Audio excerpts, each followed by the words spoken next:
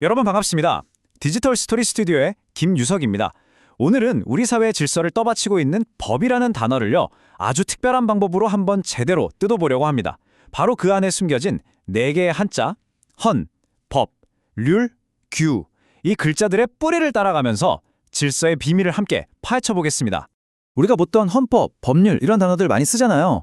근데 가만 보면 헌법의 헌도 법이고 법률의 법도 법인데 아니 도대체 이 둘의 진짜 차이가 뭘까요? 그냥 뭐 하나는 좀 더 높고 다른 하나는 좀 낮은 법이다. 이런 단순한 차이일까요?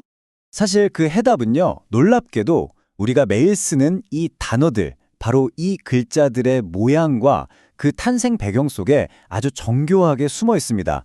자, 그럼 지금부터 저랑 같이 돋보기 하나 딱 들고 이 한자들이 품고 있는 질서의 세계로 한번 풍덩 빠져보시죠. 먼저 가장 큰 두 기둥이라고 할 수 있는 헌과 법입니다.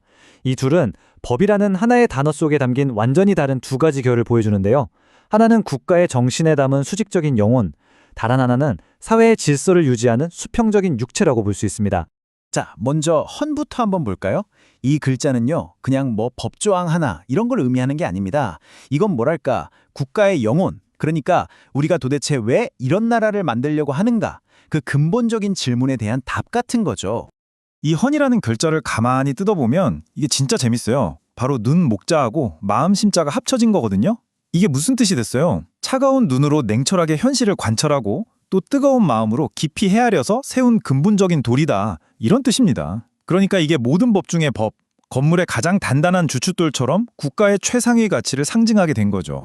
그래서 이 헌을 딱 한마디로 정리하면 이겁니다. 국가의 근본 정신이자 절대로 바뀔 수 없는 최상위 설계도, 변하지 않는 가치, 바로 그 자체죠. 그럼 이제 법으로 한번 넘어가 볼까요? 헌이 좀 수직적이고 정신적인 가치였다면 이 법은 훨씬 더 수평적이고 실용적인 질서를 상징해요. 마치 뭐랄까, 물이 높은 데서 낮은 데로 자연스럽게 흐르는 것처럼 말이죠.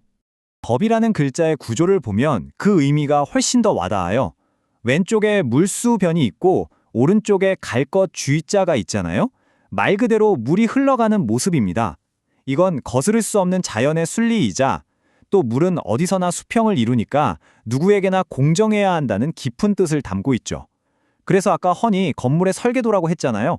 그럼 이 법은 그 건물을 안전하게 유지하기 위한 아주 구체적인 관리 수칙, 딱 그런 셈입니다. 따라서 법의 핵심은 이겁니다. 사회 공정함을 보장하는 보편적 규칙. 우리 생활에 진짜 직접적으로 와닿는 그런 질서인 거죠. 자, 이제 이 두 글자를 나란히 놓고 보면 그 차이가 확 들어오죠. 헌은 우리 국가는 왜 존재하는가, 이런 좀 가치적인 질문에 답하는 설계도 같은 거고요. 법은 그래서 어떻게 사회 질서를 유지할 건데 하는 아주 실용적인 질문에 답하는 관리 수칙인 거예요. 영혼과 육체처럼 서로가 없으면 안 되는 그런 관계랄까요? 이 둘의 관계는요, 진짜 이 한 문장으로 모든 게 설명됩니다. 영혼인 헌이 없다면 법은 그저 영혼 없는 차가운 규칙에 불과하고, 반대로 육체인 법이 없으면 헌의 그 순수한 가치는 아무 힘도 없는 공허한 외침이 되어버리는 거죠. 자, 이제 국가의 큰 뼈대인 헌과 법을 봤으니까 그 질서를 진짜 한 채의 오차도 없이 아주 세밀하게 만들어내는 도구들로 한번 넘어가 볼게요. 바로 률과 규의 세계입니다. 먼저 률입니다. 이 글자는 딱 보기만 해도 뭔가 붓으로 한 글자 한 글자 새겨놓은 듯한 그런 엄격함, 정확성 이런 게 느껴지지 않으세요?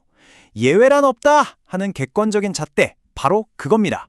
이 률이라는 글자는요, 걸음을 뜻하는 척하고 붓을 뜻하는 율이 합쳐진 거예요. 그러니까 사람이 마땅히 가야 할 길을 붓으로 명확하게 기록해놨다, 이런 뜻이죠.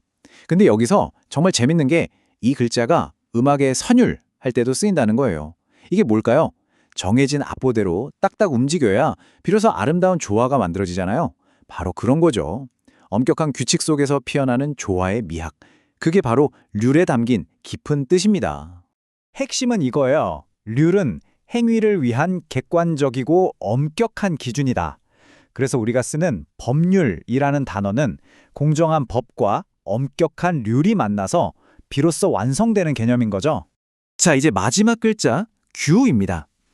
률이 붓으로 그은 칼 같은 직선이었다면 이 규는 컴퍼스로 그린 원처럼 아주 명확한 표준과 경계를 정해주는 역할을 해요.